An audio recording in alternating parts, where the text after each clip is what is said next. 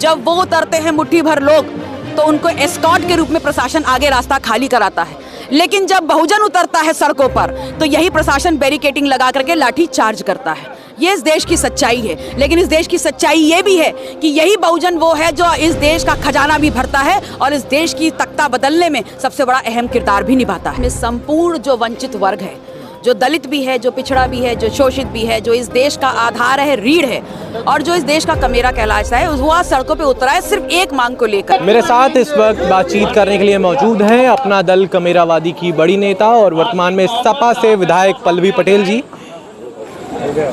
Ma'am, किन मांगों को लेकर आज आप सड़कों पर उतरी थी?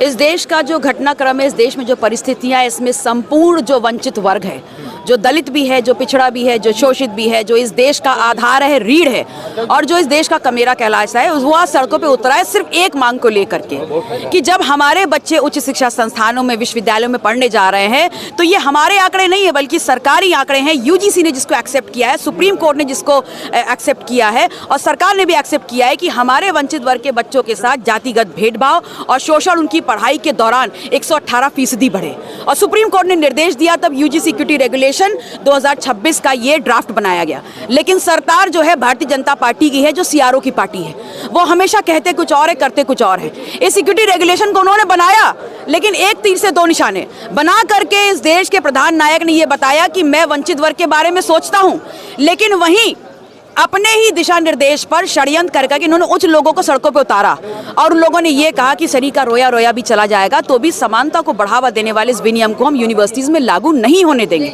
हमारा सवाल ये है कि हम लोकतांत्रिक व्यवस्था में रहते हैं, यहाँ पर धर्म, जाति, भेदभाव से ऊपर उठ करके सबको एक वोट की ताकत का अधिकार है और वही संविधान हम सबको राइट टू एजुकेशन देता है। जो व्यक्ति जब तक चाहे जितना चाहे पढ़ सकता है, लेकिन अगर हमारे वंचित वर्ग के बच्चों के साथ शोषण उनकी जाति के आधार पर होगा और ड्रॉप आउट रेट बढ़ेगा, इंस्टीट्यूशनल मर्डर का रेट बढ़ेगा, तो निश्चित तौर पर वंचित वर्ग अपने भविष्य के लिए उतरेगा सड़कों पे, जिसको आपने सुप्रीम कोर्ट ने आज स्टे लगा दिया है यूजीसी इक्विटी रेगुलेशन पे। हमारी मांग बहुत सिंपल है कि आप यूजीसी इक्विटी रेगुलेशन को अपने दायरे से निकाल करके, अपनी फाइलों से निकाल करके यूनिवर्सिटीज और विश्वविद्यालयों में लागू करिए, क्योंकि आपने इसी देश की सरकार ने 10% EWS भी लागू किया है रातों रात, 370 धारा भी करी है, इसी देश में लॉकडाउन भी आया है, नोटबंदी भी हुई है। तो अगर इक्विटी रेगुलेशन लागू हो जाएगा तो किसी का क्या बिगड़ जाएगा, क्योंकि ये जो नियम है, ये विनियम, इसकी सोच है कुछ सुधारात्मक करना, ये दंडात्मक नहीं है। इसकी सोच सिर्फ इतनी है सुधारात्मक हो, सकारात्मक हो और इससे सामाजिक संवेदनशीलता बढ़े, सिर्फ इतना उद्देश्य लेकर के इस विनियम को बढ़ाया गया।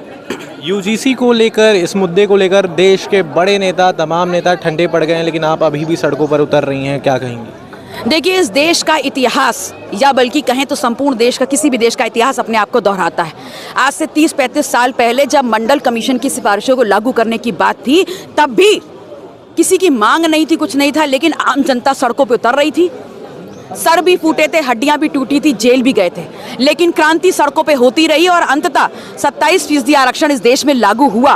वो बात अलग है कि मिल नहीं रहा है, लेकिन लागू तो हुआ।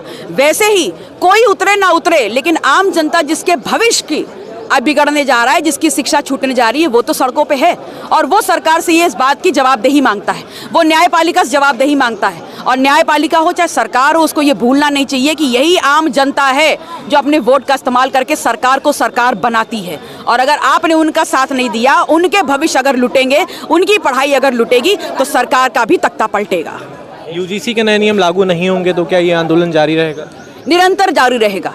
आज हम 3 महीने बाद सड़कों पे आए हैं और इस दौरान लगातार उत्तर प्रदेश के तमाम जनपदों में, विधानसभाओं में, कस्बों में जा करके हमने वंचित वर्ग को ये बताने का काम किया है कि यूजीसी इक्विटी रेगुलेशन जरूरी क्यों है। और आप देख लीजिए, जब आपने सही जानकारी क्षेत्रों में जाकर दी है तो आज जनता सड़कों पे अपने हक और अधिकार के लिए उतरी है। सवर्ण समाज एक दिन प्रोटेस्ट करता है, 1-2 दिन, और उतने में इसको वापस ले लिया जाता है इस कानून को, लेकिन बहुजन समाज लंबे समय से प्रोटेस्ट कर रहा है, इसको लागू कराने की बात कर रहा है, लेकिन अभी भी कोई सुनवाई नहीं की जा रही। क्या देखिए, इस देश में लोकतंत्र स्थापित है, लेकिन न्याय प्रक्रिया, लॉ एंड ऑर्डर 2 प्रकार से चल रही है, समानांतर व्यवस्थाएं चल रही हैं। जब वो उतरते हैं मुट्ठी भर लोग तो उनको एस्कॉर्ट के रूप में प्रशासन आगे रास्ता खाली कराता है, लेकिन जब बहुजन उतरता है सड़कों पर तो यही प्रशासन बैरिकेडिंग लगा करके लाठी चार्ज करता है। ये इस देश की सच्चाई है। लेकिन इस देश की सच्चाई ये भी है कि यही बहुजन वो है जो इस देश का खजाना भी भरता है और इस देश की तख्ता बदलने में सबसे बड़ा अहम किरदार भी निभाता है। ठीक है मैम, बहुत शुक्रिया। मेरे साथ इस वक्त मौजूद थी पल्लवी पटेल जी। इन्होंने आज लखनऊ में चारबाग में बहुत बड़ा धरना प्रदर्शन किया और यूजीसी के मांगों को लेकर इन्होंने धरना दिया। आपकी क्या राय है इस पूरी वीडियो पर, इनकी बातों पर, मुझे कॉमेंट में जरूर बताइएगा। बहुत शुक्रिया। मेरा नाम है अर्नब। इस तरह की वीडियोज़ को देखने के लिए और मुझसे जुड़े रहने के लिए अभी मेरे चैनल को सब्सक्राइब करिए और बदलाव का हिस्सा बनिए।